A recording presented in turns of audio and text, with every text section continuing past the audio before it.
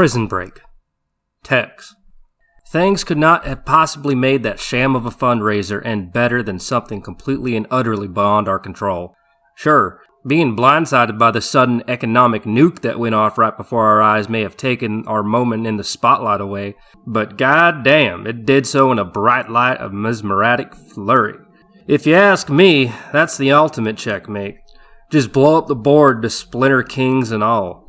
Obviously, in the preceding fallout, we were all affected the same, but some others were affected in life-shattering ways.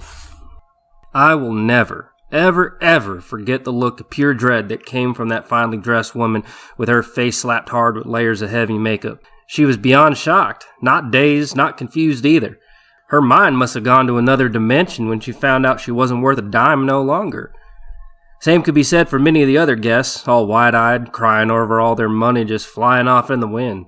And that was long after we destroyed all their crypto bullshit. Our esteemed leader, Du Yun, sure carried on the entire event better than any of us could have imagined. Sure, a few times she might have gotten a bit more theatrical than we initially planned, but it was her show to take center stage, and I think she did a mighty fine job. Just imagining the look on the faces of those affluent, shit-stained leeches of society makes me chuckle. Not even 5 minutes after Du Yun gave her whole death wish proclamation laying our claim to the event, everyone's phone started buzzing with alerts. Without rhyme or reason, cryptocurrency was vanishing from accounts left and right. In all my days, I have never seen something bring me joy like these crooked, well-dressed, egotistical asshats get what they deserved. Hell, I might have to find a copy of the headline myself to hold on to as a good luck charm. I'll keep that sweet music beside me for the rest of my days. Fuck all them thieving rich bastards. Looking back, it wouldn't have made a difference if we were there or not. It would have ended the same for them. Just glad we were able to see their misery with our own eyes. One thing is for damn sure, they will remember that night for the rest of their lives, and that thought makes it all worth it. Tex, our beloved ringleader called out to me from the van. Are you still on board? It was her polite way of asking if I was still willing to accompany them along with our plans. I knew it and she knew it. For better or worse, I had nothing in the world left to lose by rushing from one suicidal mission to the next. At the very least, I'd get some entertainment. All our lives ended long before this whole reset business, and I wasn't planning on throwing in the towel now. If this really was the end of times, I felt no better place than beside these fine folk. You bet your ass I'm still on board. I hopped into the back of the van to meet the rest of the crew. So, what's the play? There's gonna be a run on the banks. Our resident fucking nerd Honeybun piped up, talking faster than most would care to listen. It's gonna be madness everywhere. Riots, looting, you name it. Meaning that emergency services will be stretched thin. We held over 200 people hostage, even killed a few. All that time, not a single patrol car headed our way. They're too busy trying to calm the rest of the city. But first things first, we gotta get the hell out of Dodge. Put some miles between us and any potential pigs looking to take us down. I think we can slow down long enough to figure out our next move. She grew in excitement as the bright screen on her phone illuminated the cab. We've done some light digging. This event is worldwide. Crypto everywhere is vanishing from the largest corporate accounts to even the thinnest of personal wallets. And just like here, it's pure chaos out there no matter where we go next. So in that case, I coughed a few times to clear my chest. If we were to go anywhere we wanted, it would be to try and score at the National Vault. Do Yun raised a finger at Honeybun, allowing her to interject before she went off the rails again. Correct. It's on the bucket list. However, which one of us put it there? We were more than a team. We were a family. A slightly dysfunctional one at that. Crashing the fundraiser and jacking all the guest crypto was Do Yun's idea. The bank job turned shit show was Mason's, God rest his soul. And as for assaulting the National Vault in Knoxville, that was Big Dave's passion project. You meaning to tell us that we go after Big Dave's mission imfucking-possible? Forrester sunk low into his Trinidadian accent whenever he got excited. Nah, we don't do this without the big fucker right at our side. Forrester, or more commonly called Trinidad, had hit the nail on the head. Sure, taking the vault would be great fun, but it would have been meaningless without Big Dave. I looked at Garrett hoping to get his take on where to go next, but he just sat in the cab with his head to the floor. He had steady aim with eagle-eyed vision, making him the best damn sharpshooter I ever fought beside, although he was never too fond of being up close and personal with his targets. All the close proximity work that night made him quiet, and I couldn't blame him. It was messy work, That kind of shit really fucks with you mentally, and over time, enough of it will eat anyone alive. Figured he'd just keep to himself as he did whatever mental gymnastics were necessary to leave all the nasty business behind him. Without a single word of discouragement from any of the five of us, Do-Yun smiled and began to drive, leaving the banquet hall shrinking in the rearview mirror. Getting Big Dave out of prison wouldn't be easy, but thanks to the current panic nationwide, it was the best time to make an attempt to break him out. As we made our way to the nearest safe house, we started throwing around ideas. The hardest part was that in the last 4 years since the bank heist, none of us had any contact with him, and that was by design. Big Dave hadn't uttered a single word since his arrest, not to the feds, his lawyer, not even write a letter to his mother. None of us knew anything about his current condition. He kept silent to protect the rest of us, but that safety did little to aid us in finding the best way to get him out. Why don't we just do what we always do? Honey Bun stretched her arms as much as she could, being cramped in the back with us. Pretend we work there and just waltz in. It's a bit more complicated than that. Do-Yun looked back at us. Usually when we pretend to be working for a place, we take the actual identity of the workers. I doubt that any of the correctional officers will be willing to work with us to make that happen. This time, we're going to assume we'll have no help from the inside. Wait. Honey Bun looked as though she had just had a stroke of genius. What if we break out everyone and not just Big Dave? Do-Yun seemed intrigued. Go on. It's a federal prison, so there has to be some really rough guys in there, right? So let's use that to our advantage. We can cause a riot on the inside to distract the guards long enough so we can move in. We're going to need to plan out the specifics, but I like the idea. During our trip to the prison, the world around us appeared to crumble.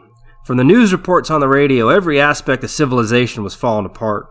To avoid the maddened crowds, we took back roads with minimal traffic, making it take nearly a week to arrive at our destination. We assembled the best half-cocked strategy we could to instigate a riot. Honey Bun tied loaded pistols to all her drones. The plan was to wait for the prisoners to have free time in the yard, then crash the drones into the middle of it. With any luck, the prisoners would see the guns and take up arms, while the rest of us would make our way in during all the commotion. The only hard part was that we couldn't see over the walls. The phone lines were down, so we had no way of attempting to gain any information by calling. Our only option was to scout overhead with one of the drones, which would easily put the operation at risk of failure. That's when we noticed something. There weren't any guards monitoring the outside of the facility. With the precaution in mind that their surveillance cameras still function, we looked for a blind spot to make our approach. But after much deliberation and a few choice words about how stupid the whole thing was, we settled on sacrificing a drone to get a better glimpse at the inside. Information, no matter how sparse, was extremely valuable. Of all the jobs we came up with, breaking out Big Dave has always been the trickiest. It was fortunate enough that he never ratted us out, but on the same note, his silence is what made it the hardest. We hadn't any communication with him since he volunteered to stay behind with Mason bleeding out during the bank heist. He never spoke to the cops, his lawyer, the judge, never even got a closing remark to the jury. In fact, his silence seemed to even draw more attention to the media. Every journalist imaginable wanted to be the first to say that they were the one that Big Dave finally broke his silence for. Hell, one time, some big-name know-nothing thought they were going to get the inside scoop, all because of a nod Big Dave gave when the warden asked him if he would partake in an interview. They must have had spent countless hours setting the whole thing up just for Big Dave to not say a single word. We watched the video of it online and laughed the whole time. His facial reaction didn't change, not once. The whole thing was one colossal waste of time. But I think the only reason he allowed it to happen was to send a message to everyone else looking to score an interview. Fuck off. After the bank job, for a while, the rest of us just went on our own way. It taught us that, although individually we didn't care if we died, none of us wanted anyone else in our group to meet the same fate as Mason. Once our loot was sold off and the proceeds divided accordingly, Do-Yun presented us with a wonderful laundry list of targets she discovered in her little black book. After spending a few years apart, we rallied back together and started hitting each target, stealing whatever they had, not for our personal benefit, but so that they would no longer have it. These were crooked, corrupt entities, most of which were corporations that recorded record profits while the rest of the country was struggling to make ends meet. Having Honey Bun on board allowed us to get into secure servers where we could wipe away the debts of thousands of people with the press of a button. Hitting those payday loan and cash advance places felt as though justice was served perfectly. Fuck the loan sharks. I strongly think those years spent practicing with one another only brought us closer once we decided to crash that fundraiser, marking it off the bucket list. We were just as aimless as ever, living in a world we didn't belong to, one entirely built upon societal fundamentals we despise. Alone, we could do nothing more than wallow in our own hatred for everything around us. But together, we can go out in style, taking a piece of the fucked up system along the way. As inflation grew to unsustainable levels, we were resolute in the fact that everything would collapse soon enough. For us, the world ended long ago, and we were tired of existing as ghosts, wandering the ruined halls that endured as a memorial to the things that beat our souls to the submission of a civilization constructed for the betterment of the few or for the exploitation of the many. The only thing we had left in the world were the far-fetched ambitions we concocted in the deepest fathoms of our imaginations. Mason dreamed of robbing a bank, so we made that a reality.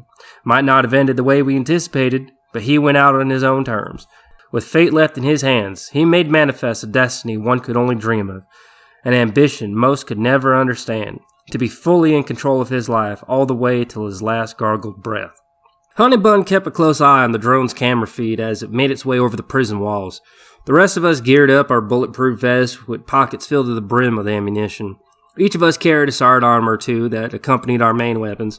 Do-Yun with her Uzi, Forrester cocked a shotgun. Garrett and I did a final check on our rifles, better now than ever. Each of us had an earpiece in to communicate with Honeybun as we made our way to the entrance of the prison. For the intel she gathered, there was no movement around the perimeter, nor in the yard. When we arrived at the front gate, the whole place was vacant. Forrester used a bolt cutter to open the gate and rolled it open while the rest of us kept watch.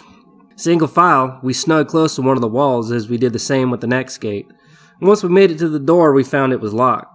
We held back as Forrester blew the lock with a quick blow from his shotgun and made our way inside. The commotion must have scared the shit out of the sole remaining guard we found inside. "Please, dear God, don't shoot!" The little piglet screamed, his hands high in the air.